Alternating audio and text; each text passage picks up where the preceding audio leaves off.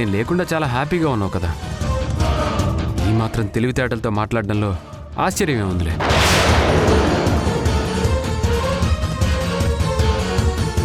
నేను లేకుండా కూడా నువ్వు చాలా హ్యాపీగానే ఉన్నావుగా. నేను హ్యాపీగా ఉన్నానా? మామూలుగా కాదు, చాలా చాలా హ్యాపీగా. నన్ను ఇంట్లో నుంచి బయటికి గంటేసి నువ్వు కొత్తగా సరికొత్త ఫ్రెష్ లైఫ్ని స్టార్ట్ చేయాలని ఆరోహితో చర్చల మీద చర్చలు చేస్తున్నావుగా. ఫ్రెష్ లైఫ్ స్టార్ట్ చేయడం గురించి డిస్కస్ చేద్దాం పదనందు అంటూ ఇద్దరు తెగ ప్లాన్ల మీద ప్లాన్లు వేస్తున్నారు కదా. మరి నువ్వంత హ్యాపీగా ఉన్నప్పుడు నేను హ్యాపీగా ఉండడంలో తప్పేంటి? నీకోసం నేను రోజు ఏడుస్తూ కూర్చోవాలని నువ్వు ఎక్స్పెక్ట్ చేస్తున్నావా ఏంటి? నన్ను తర్వాత చూద్దాంలే కానీ ఫస్ట్ భోంచే. పాపం మీ అమ్మగారు, అదే మా అత్తగారు నువ్వు తిన్నావో లేదో అని కంగారు పడుతూ ఉండుంటారు. ఎవరినెప్పుడు తన వలలో బంధిస్తుందో ఈ ప్రేమ, ఏమదినెప్పుడు మబ్బులలో ఎగరేస్తుందో ఈ ప్రేమ. అర్థం కాని పుస్తకమే అయినా గాని ప్రేమ జీవిత పరమార్థం తానే అనిపిస్తుంది ఈ ప్రేమ.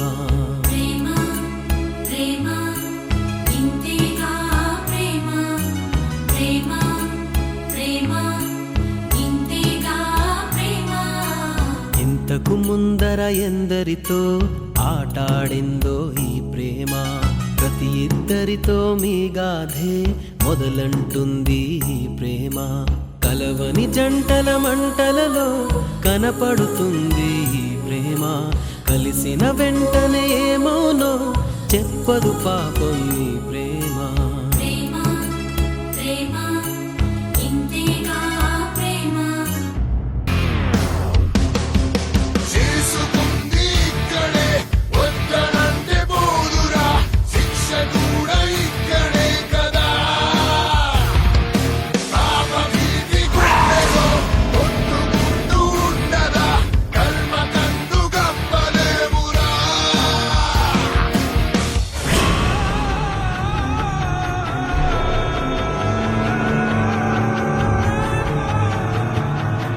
కర్మణ్యేవాధికారస్తే మా ఫలేచు కదాచన అని నువ్వే కదా చెప్పింది. ఈ భూమి మీద జీవించే ప్రతి జీవి తన కర్మలు తను చేసుకుంటూ వెళ్ళిపోవాలి, ఫలితాలను ఆశించకుండా. ఫలితాలను నీకొదిలేసి. అంతేకా నువ్వు చెప్పావు నీ గీతలు? నేనేం చేశాను? అదే కదా చేశాను. నా తండ్రికి కూతురుగా నేను ఏం చెయ్యాలో అదే కదా చేశాను. నువ్వు చేసింది యుద్ధం, నిన్ను నమ్మిన వాళ్ళు చేసింది పోరాటం. నువ్వున్నావని నమ్మి నేను చేస్తే కుట్ర, అధర్మం, అన్యాయమా? ఏం దేవుడు అయ్యా నువ్వు? నాకు తండ్రి ప్రేమను దూరం చేసిన మేఘన మీద నేను రివెంజ్ తీసుకుంటుంటే మధ్యలోకి నువ్వు క్రాస్ అయ్యి మేఘన నిన్ను నమ్ముతుంది అనే ఒక్క కారణంతో దానికి సపోర్ట్ చేస్తున్నావేంటి?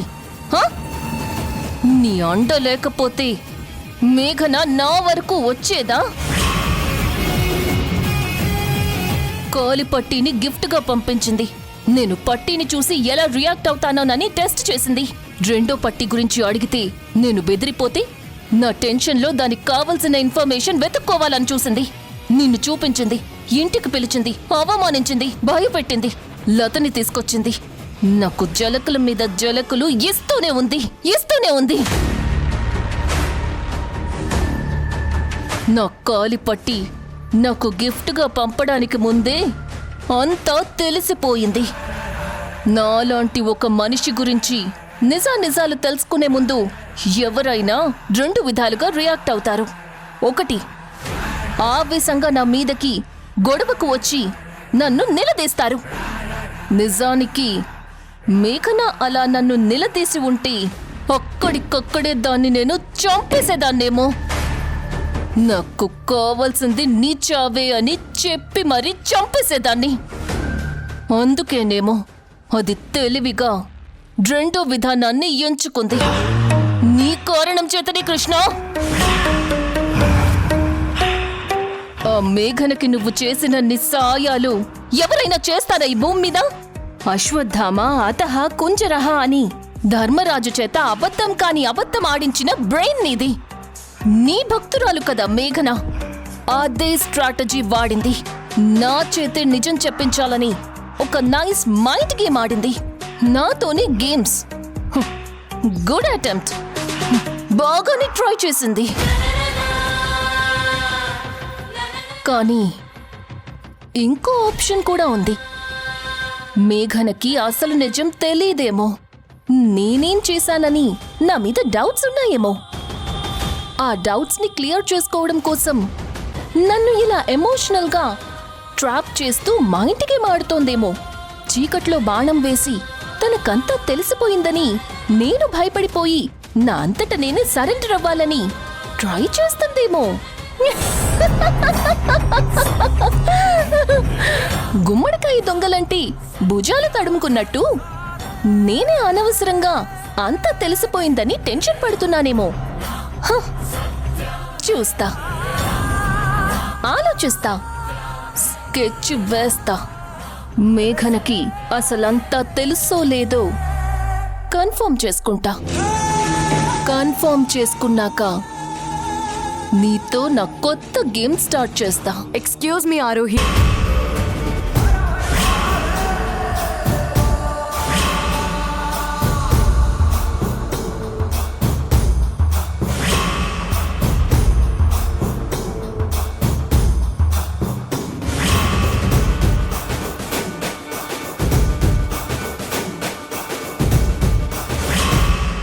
రం రం ఈశ్వరం హం పరమేశ్వరం యం యం కింకరం భం గంగాధరం భం భం భైరవం ఓం ఓంకారవం లం మూలాధరం శంభో శంకరం వందేహం.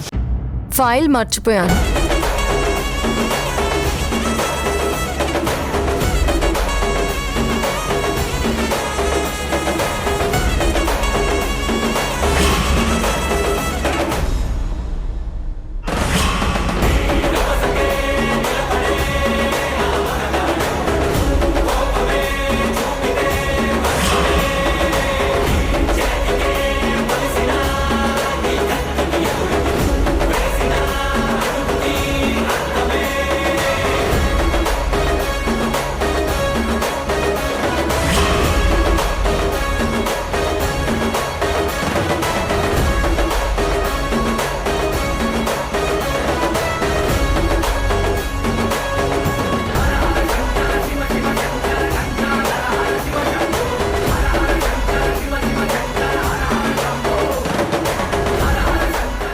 నేను నిజంగా వచ్చానా లేదా అన్న కన్ఫ్యూజన్లో పిచ్చెక్కిపోతుంది కదా.